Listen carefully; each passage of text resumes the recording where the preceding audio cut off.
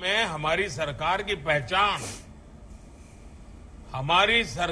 पहचान विशेष पहचान है।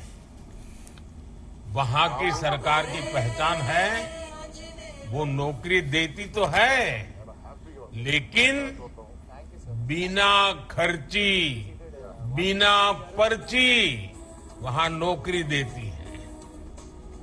मैं आज हरियाणा सरकार में नियुक्ति पत्र पाने वाले 26,000 नौजवानों को भी विशेष बधाई देता हूं। हरियाणा में 26,000 और आज इस कार्यक्रम में 51,000।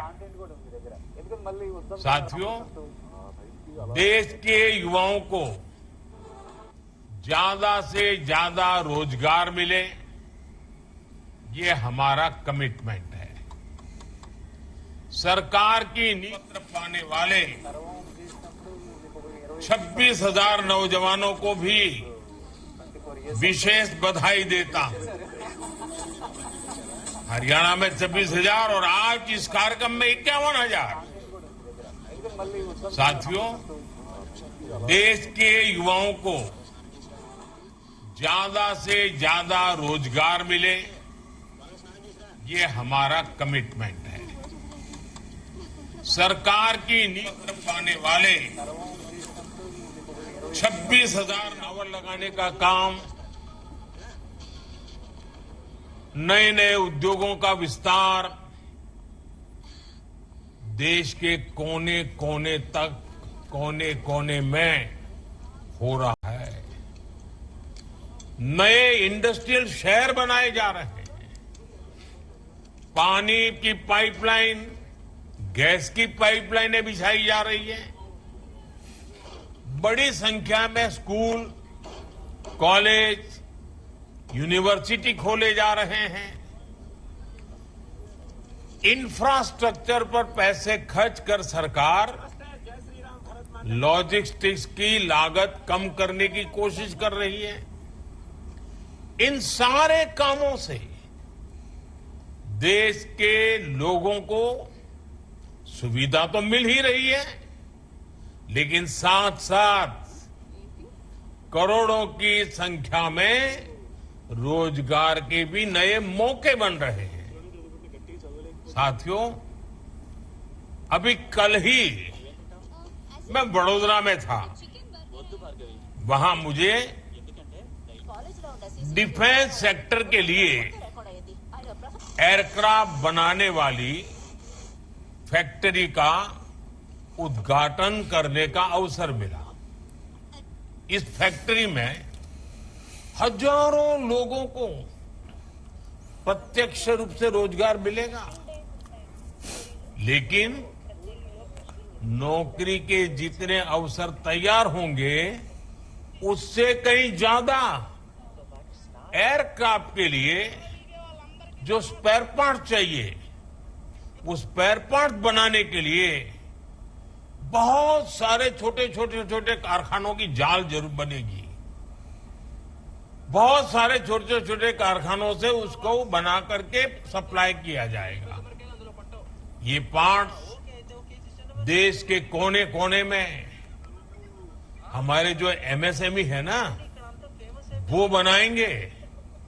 नए एमएसएमई आएंगे। एक एयरक्राफ्ट में 15 से 25,000 तक छोटे बड़े पुर्जे होते हैं, पार्ट्स होते हैं। यानी एक एक फैक्ट्री की डिमांड पूरी करने के लिए देश भर की हजारों छोटी बड़ी फैक्ट्रियां सक्रिय रहेगी। आप सोच सकते हैं कि इससे हमारी एमएसएमई इंडस्ट्री को कितना फायदा होगा, उनमें रोजगार के कितने मौके बनेंगे। साथियों, आज जब हम कोई योजना लॉन्च करते हैं तो हमारा फोकस सिर्फ लोगों को मिलने वाले लाभ पर ही होता है, ऐसा नहीं है। हम बहुत बड़े दायरे में सोचते हैं। बल्कि हम उसके माध्यम से रोजगार सृजन का पूरा इकोसिस्टम भी डेवलप करते हैं। जैसे पीएम सूर्यघर मुफ्त बिजली योजना।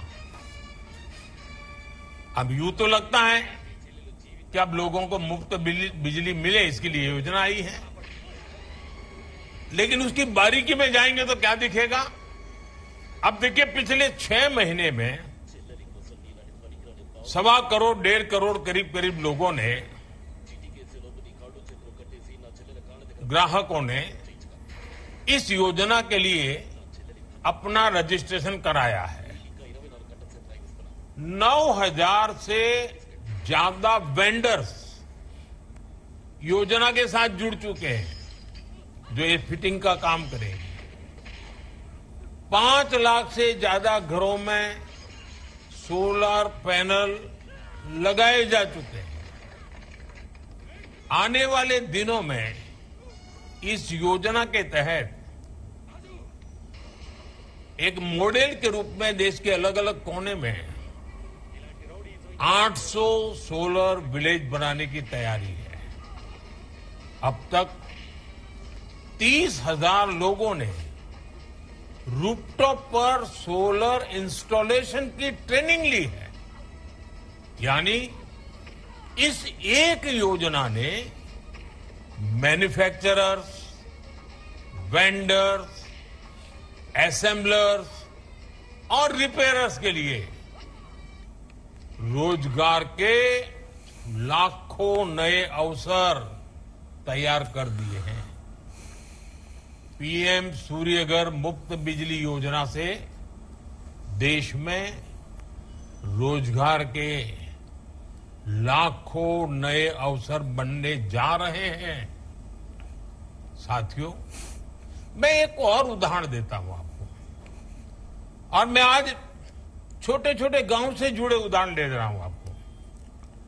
अब खादी की चर्चा तो हमारे देश में आजादी के समय से हो रही है, लेकिन आज खादी ग्रामोद्योग क्या कमाल कर रहा है। पिछले 10 वर्षों में हमारी सरकार की नीतियों ने खादी ग्रामोद्योग, इसकी पूरी तस्वीर ही बदल दी है। और तस्वीर ही बदली ऐसा नहीं है, गांव के इस काम से जुड़े लोगों की तकदीर भी बदल दी है। आज 1 साल में खादी ग्रामोद्योग 1.5 लाख करोड़ रुपए से ज्यादा का कारोबार कर रहा है। अगर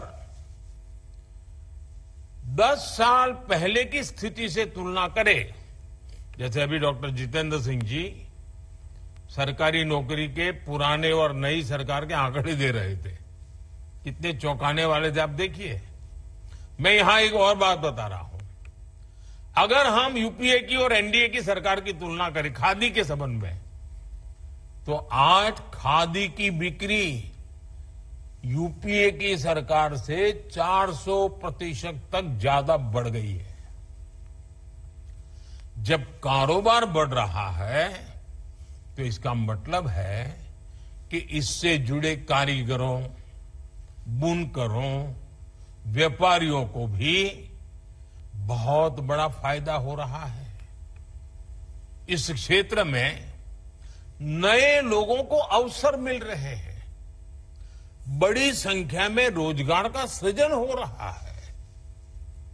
इसी तरह हमारी लखपति दीदी योजना ने ग्रामीण महिलाओं को रोजगार और स्वरोजगार के नए साधन दिए हैं। पिछले 1 दशक में 10 करोड़ महिलाएं सेल्फ हेल्प ग्रुप से जुड़ी हैं। और आपको मालूम है, self help group economic activity करता है, कुछ न कुछ करके